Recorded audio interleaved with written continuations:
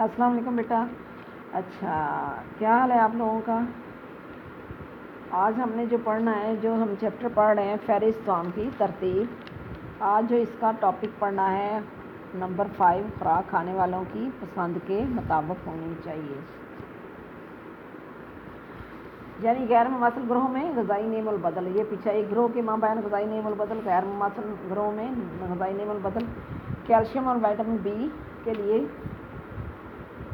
दूध का करीबी नेमुल बदल अंडे और पत्तेदार सब्जियों का इम्तिजाज होता है। यानी अगर कैल्शियम और विटामिन B2 के लिए दूध का करीबी जो है नेमुल बदल जो है, यानी दूध अगर नहीं है तो फिर अंडे और सब्ज़ पत्तों वाली सब्जियों से वो कमी पूरी की जा सकती है। रोगनी ग़िज़ाओं के लिए सब्ज़ पत्तेदार और पीली तरकारियों का कसीर मिकदार में इस्तेमाल विटामिन A का नेमुल बदल हो सकता है।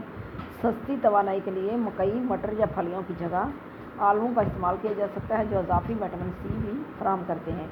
खुश्क फल ताज़ा फलों का अच्छा नेमुल बदल है। चंद ग़िज़ाएँ ऐसी होती हैं जो किसी एक या दो ग़िज़ाई अज्जा में अपनी मिसाल नहीं रखती और इस एतबार से इन्हें खुराक में से खारिज करके इनके नेमुल बदल तलाश करना अक्लमंदी की दलील नहीं है। मसलन दूध की प्रोटीन तो दूसरे ग़िज़ाओं से हासिल की जा सकती है, लेकिन इसकी थोड़ी सी मिकदार में कैल्शियम की कसीर मिकदार का कोई दूसरी ग़िज़ा नेमुल बदल नहीं हो सकती। इस तरह तुर्श फलों या तुर्श सब्जियों का दूसरा कोई ग़िज़ा यानी कोई ग़िज़ा आसान नेमुल बदल नहीं हो सकती। इसके लिए फिर विटामिन C की गोलियां ही खानी पड़ती हैं।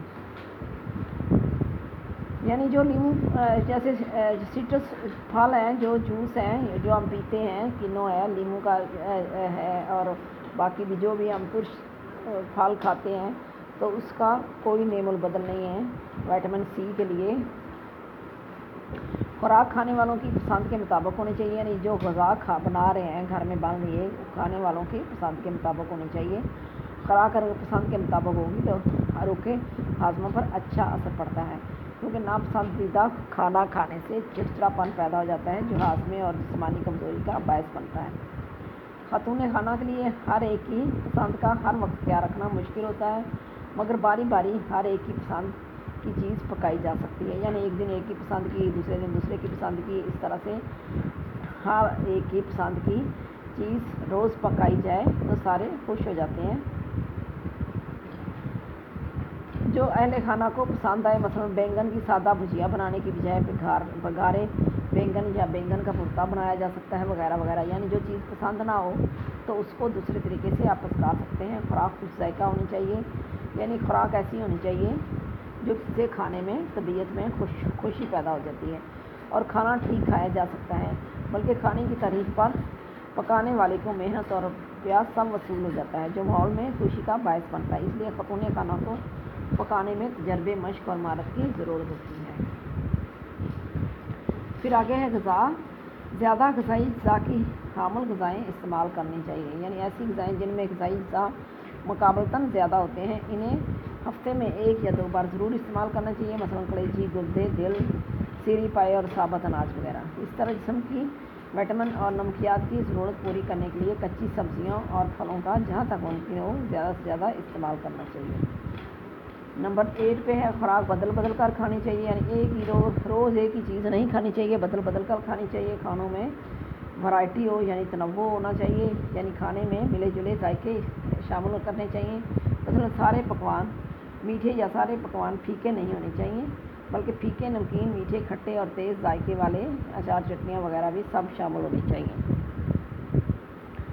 कच्ची और ताज़ा ग़िज़ाओं का इस्तेमाल भी ज़रूर करना चाहिए, जिसके लिए सब्जियों का सलाद और फल वगैरह न सिर्फ विटामिन और नमकियात फराहम करते हैं, बल्कि खानों में रंग और दिलकशी पैदा करते हैं। पकाने के लिहाज से भी तमाम चीज़ें एक ही तरीके पर नहीं पकी होनी चाहिए, बल्कि कुछ तली हुई, कुछ भाप में पकी हुई और कुछ भूनने के तरीके पर पकी होनी चाहिए। इससे रंगत, शक्ल के अलावा जायके पर भी बहुत असरात मुरतब होते हैं।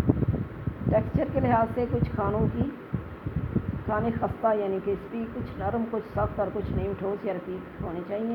इस तरह तमाम खाने ठंडे या कम गर्म पेश करने के बजाय चंद खाने खूब गर्म, चंद खूब ठंडे और चंद खाने दरमियाने होने चाहिए।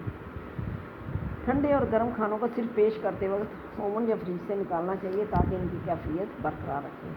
پھر آگے خوراک خوش رنگ خوش شکل ہونی چاہیے، یعنی خوش رنگ اور خوش شکل ہونی چاہیے، دیکھنے میں اس طرح سے ہو کہ کھانے کی اشتہا پیدا ہو۔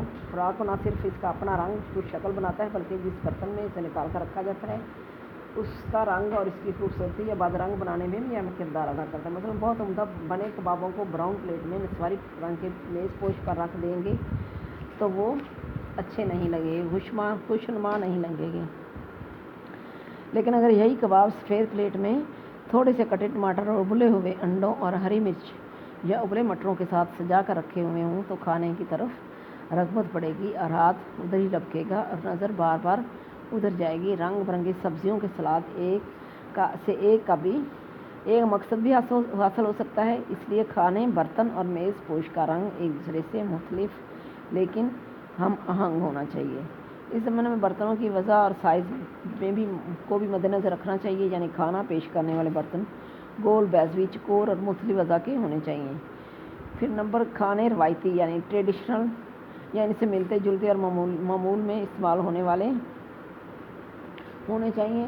تو کھانے اگر بالکل مختلف ہوں تو نہ ہی نفسیاتی طور پر تسلی ہوتی ہے اور نہ ہی شکم سیری ہوتی ہے۔ خوراک تازہ اور زود ہضم ہونی چاہیے۔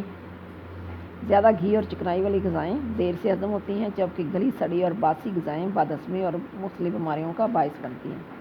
کھانے کے اوقات مقرر ہونے چاہیے۔ کھانوں کے درمیان کم از کم 5 گھنٹوں کا وقفہ ضروری ہے تاکہ معدہ درست رہے، اور رات کا کھانا سونے سے کم از کم 1.5-2 گھنٹے قبل کھانا چاہیے۔ پھر آگے مینیو بنانے کا طریقہ۔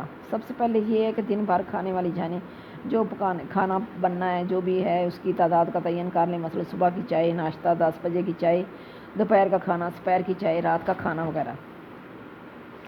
پھر آگے مینو بنانے کی مثال۔ صبح کا یہ ناشتہ دودھ ہے 1 پیالی، پراٹھا 1 عدد، تلا ہوا انڈا 1 عدد۔ دوپہر کا کھانا آلو گوشت 1 پلیٹ، روٹی 2 عدد، دہی 1 آدھی پلیٹ، سلاد جو ہے یعنی آدھی پلیٹ، مالٹائی مثلاً اگر فروٹ ہے تو 2 عدد۔ رات کا کھانا سادہ چاول 1 پلیٹ، دال چنا 1 پلیٹ، اچار، دہی، رائتا، سویٹ ڈش۔ جب کھانوں کا اندراج ہو جائے تو ان سے حاصل کردہ غذائیں اور اس کی قیمت کا اندازہ لگانے کے لیے دن بھر کے اناج، پھل، سبزیوں، گوشت، دودھ، انڈے وغیرہ کی کل مقدار ایک جگہ جمع کر لیں۔ مثلاً دن بھر میں کھایا جانے والا آٹا کتنا ہے 125 گرام، مکھن وغیرہ 62 گرام، چاول، چینی وغیرہ 150 گرام۔ اس طرح سے یہ حساب لگاتے ہوئے سالن میں شامل لے کر ٹوسٹ پر سادہ لگایا گیا مکھن یا ملائی ٹافی کی صورت میں چینی لے کر سویٹ ڈش کی چینی اور ہر کھائی جانے والی میٹھی چیز میں چینی کا اندازہ لگانا ضروری ہے۔ یہ حساب تمام غذاؤں کا ہے ٹھیک ہے۔ یہ مینیو بنا پر اٹھنے والے اخراجات اور کھانوں میں موجود غذائی اندازہ جو لگانے کا طریقہ ہے، یہ نمبر شمار، غذائیں، مقدار، قیمت، غذائیت، کیلوریز کی تعداد، یہ چارٹ بنا ہوا، یہ آپ نے خود دیکھنا ہے اپنی بک پہ ٹھیک ہے۔ آٹا ہے، چاول ہے، چینی، گھی یا روغنی غذائیں ہیں، دودھ، انڈے، گوشت، سبزیاں، پھل وغیرہ۔ اس کو آپ نے اچھے طریقے سے کرنا ہے اور اس کی مقدار لکھنی ہے ٹھیک ہے۔ اللہ حافظ بیٹا۔